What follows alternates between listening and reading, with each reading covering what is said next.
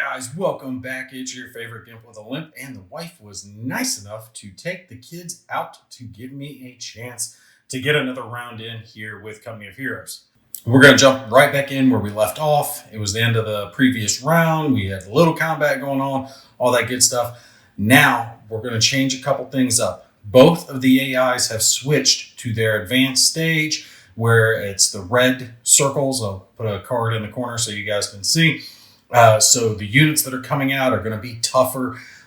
They're also getting more command points to use. That means each of those AIs are going to have 4 command points for all their units on the board.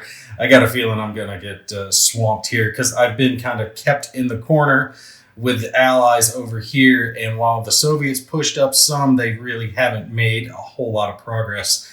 I also realized as I was preparing for this one that I might have been a little off on some of my counts because I realized that my little girls like playing with the little white cubes here. So I'm hoping that I've kept things relatively stable, but I haven't filmed the boards as much during the playthrough, so they might have messed it up. If they have, I apologize, but we should be close. All right, now I am going to start speeding things up a little bit since we're to the advanced stage. So since we know what's going on as far as like laying down our cubes, I'm going to go ahead and do all the movement for me, for my guys, both sides, their sides, run through all the units, spend all the command points. That way each video we can get into the battle phase and have all that going. So we'll fast forward through this part and then I'll just show you where the units have gone. Oh, and before I do forget, I need to flip this little fella back around to his green side so he's ready to go. He did repair 1 cube, but I'm going to leave him there for another round to repair another cube. Since he's adjacent to my little starting zone down here, he can get repaired, which is good.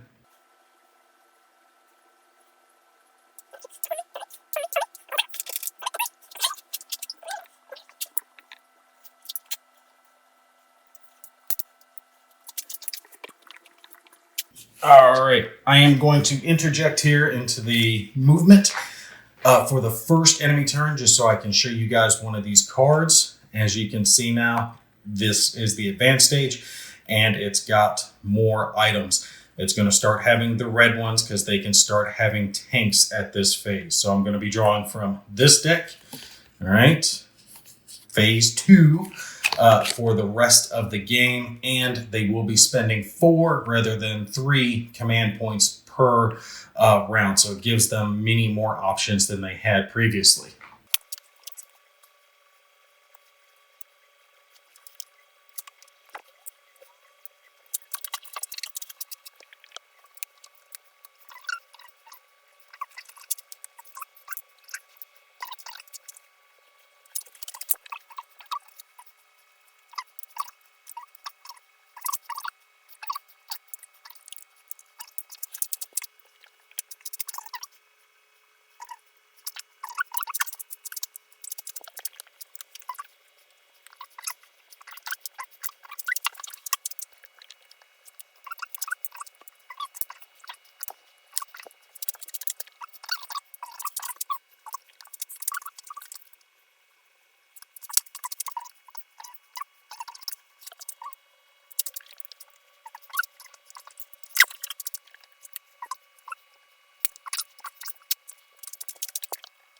All right, so once again, we will do combat left to right. We'll hit this left side, center, and then the right where the Soviets are getting beat up. And there's a lot going on here. I ended up moving around some of my units, putting in some new sandbags, bringing up the Sherman. I wanted to keep them as safe as humanly possible. Now, where am I going to put my damage? Where are they going to put their damage? They moved up another armored car. It's not quite as good as the one on that side. Only has 2, but oh, these guys are pinned. That's good. They moved up. I missed that. I need to annotate that because the machine gunners were there. So these guys are pinned because of the movement thingy. Good stuff. So, or let's start a combat regardless. Either way, they're going to be pinned. So that removes my worry with them. I only have to worry about these guys. And those veteran Panzer Grenadiers that popped up here also have innate armor. Almost every enemy past the basic ones have innate armor, which is just so damn difficult. But I could try to put some hurt onto those, that armored car. If I try to hit them with everything, they get shielding, right? But I can damage them. So I could try to put all my fire towards them, but I'm spending my special ability. I refunded myself before where I had spent the 2 points since it wasn't permanent, but it is, I can spend it to gain the extra range and sight for all my adjacent units. So all of these guys increase their sight and range by 1. That allows my tank to reach out and touch him when normally he wouldn't. Now the explosives could, the machine gun team could, all of them could, regardless, they are in range, but the tank couldn't. Now the tank can, and I'm thinking like, okay, if I put, because they get to roll defensive dice for all the machine gun fire. They have no innate armor though, so if I put mortars on them too, I could kill them. They've got 3 health, and I've got 2, because I would like to put some damage onto these veteran Panzer Grenadiers as well. And I've got sandbags up for them shooting at my guys. And this thought-provoking combat.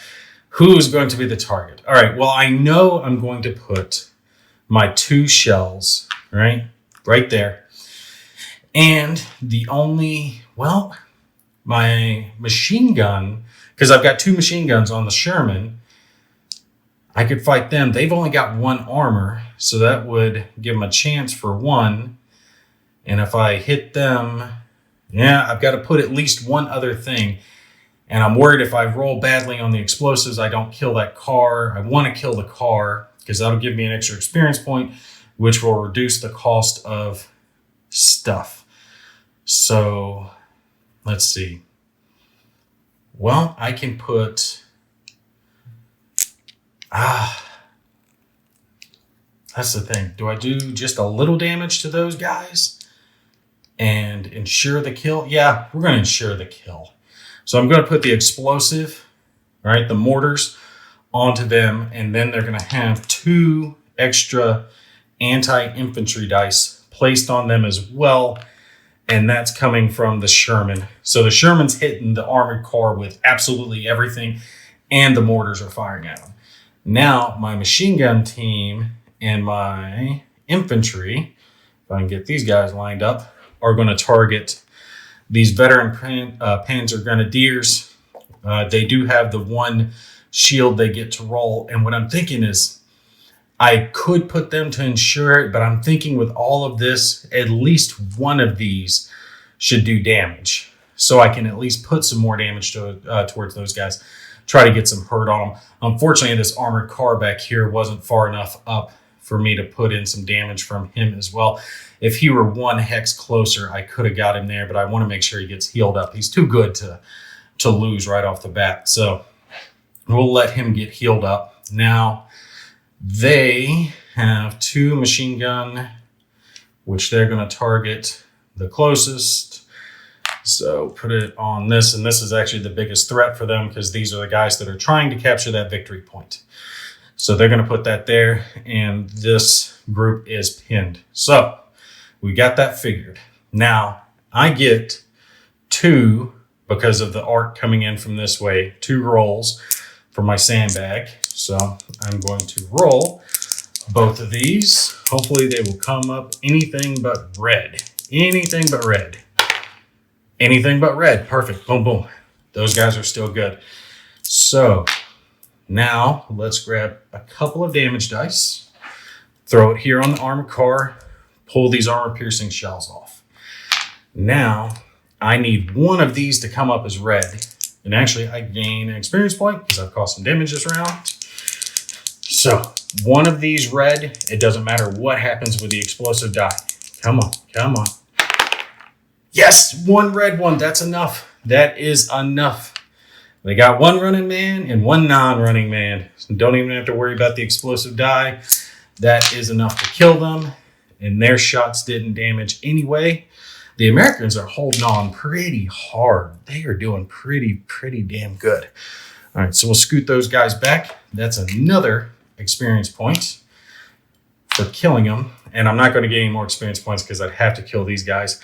That's going to be 1 guaranteed damage there. And then they get to roll this one.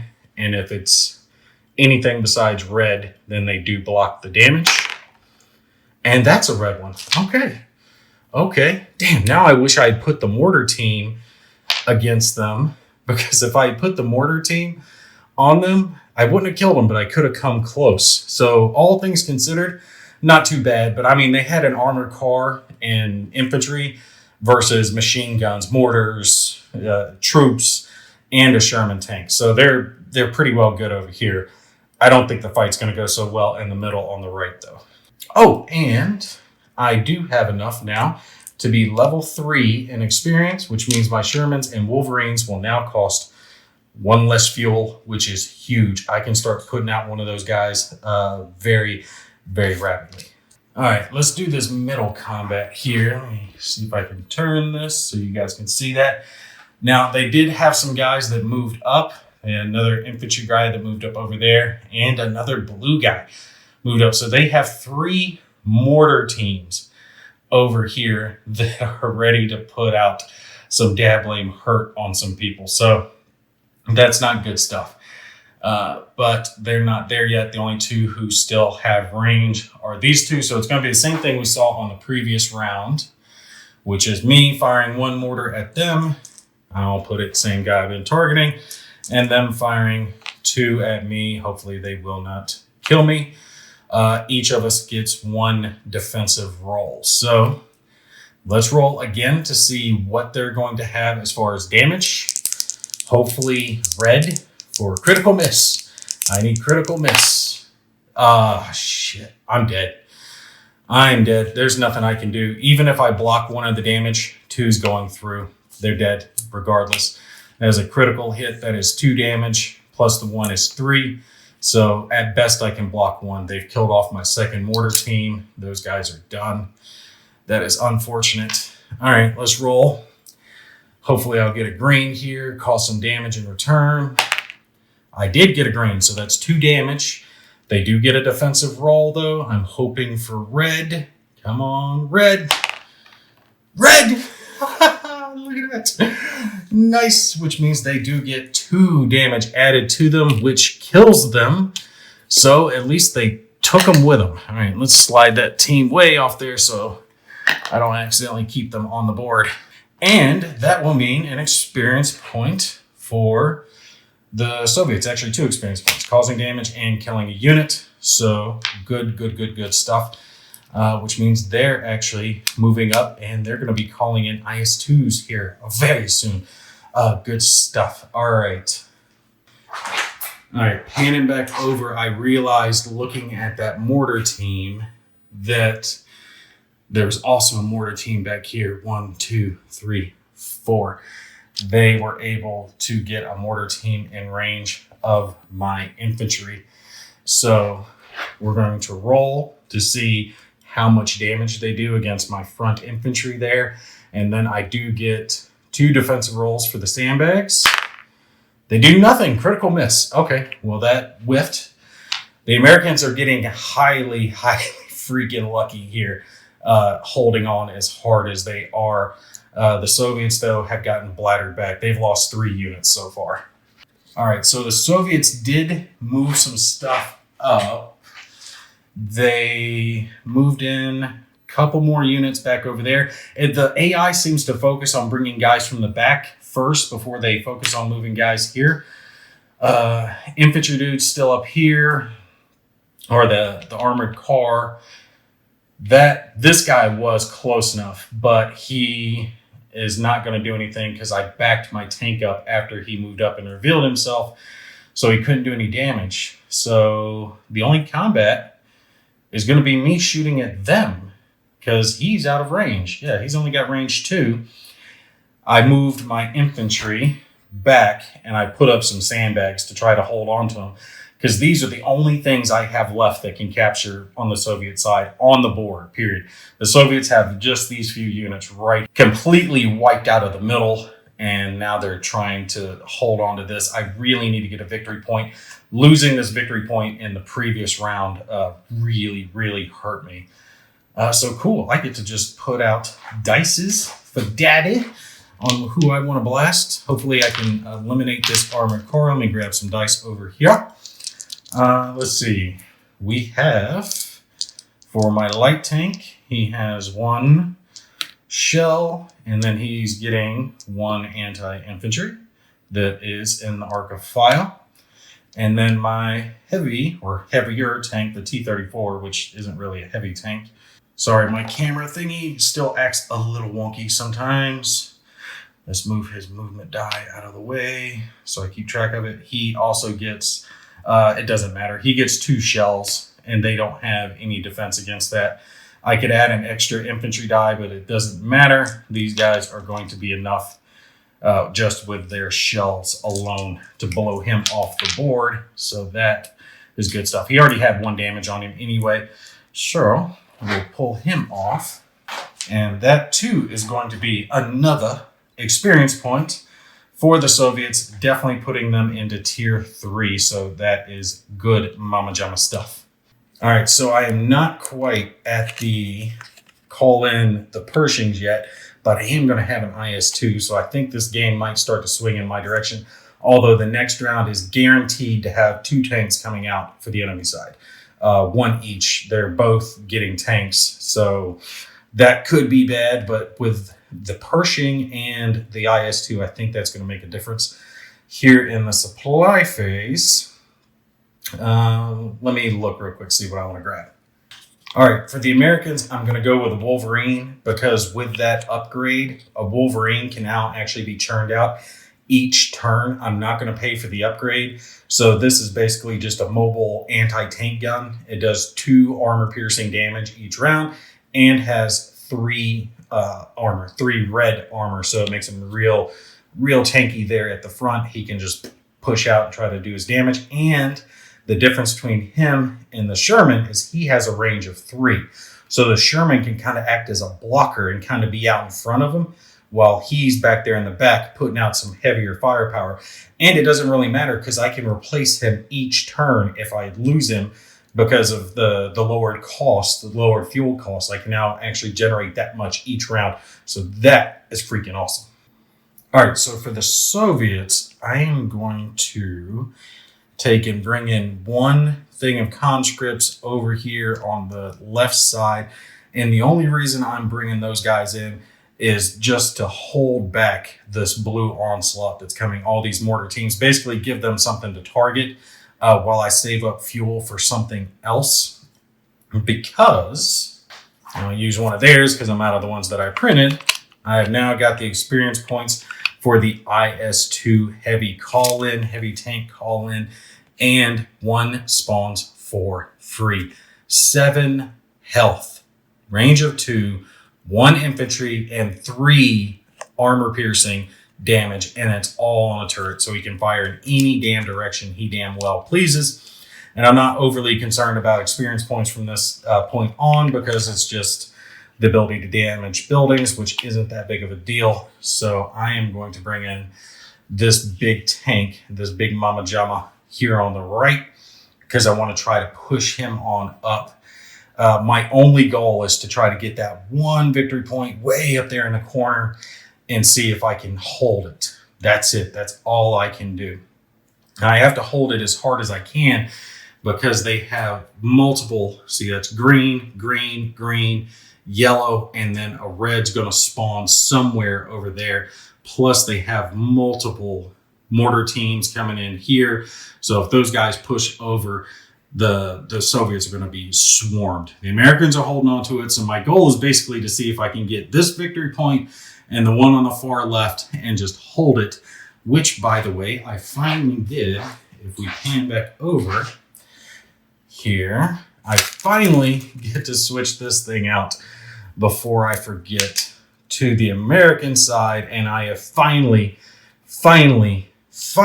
generated a victory point. It only took, 9 videos and 6 rounds before I was able to gain an actual victory point in the solitaire game. It took me that damn long. But if I can get that other one and hold this one, I'm not doing the math yet because it'll be close. I don't want to figure in my head, but I don't think I'm going to get there. But I think I'll get close to the amount that I need to at least say I didn't fail the game. All right, but you guys stay tuned. I will be back with the next episode very much quickly. Let me know if you guys liked it the way I did it this time with a faster speed run, kind of speeding through just the movement and showing you guys kind of like the meat and potatoes when we got down into combat. That way I can kind of speed the videos up a little bit.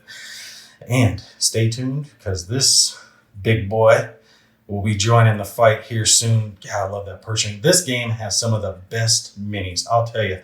Some of the best minis. And I really do hate it for you guys, the ones that did buy the game that got the painted version, which, I mean, the painted version I'm sure is going to be awesome because these things already look so good on the table and they feel great in your hand too. And to have them all painted up and ready to go will be phenomenal. But evidently the people that were hired to do the painting have fallen behind, and some people haven't got their Kickstarter pledges yet, because they're just waiting on them to get painted. And that's not on the company that produced the game.